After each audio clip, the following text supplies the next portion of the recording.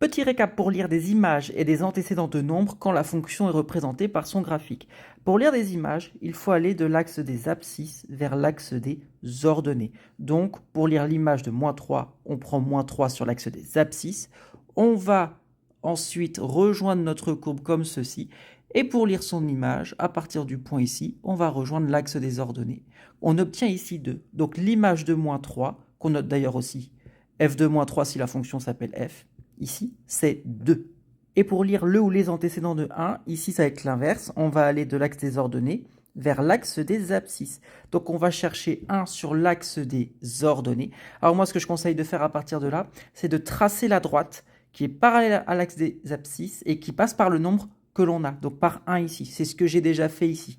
Et en fait, on voit que la droite que j'ai tracée en vert, elle coupe ma courbe 3 fois. Une fois ici, une deuxième fois ici, une troisième fois ici.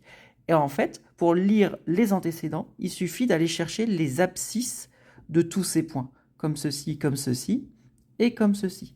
Donc ici, on a à peu près moins 2,6. Ici, on est à peu près à moins 0,6. Et pour terminer, on est à peu près à 2,5. Comme la courbe coupe 3 fois, on a 3 antécédents et on va chercher l'abscisse de chaque point d'intersection.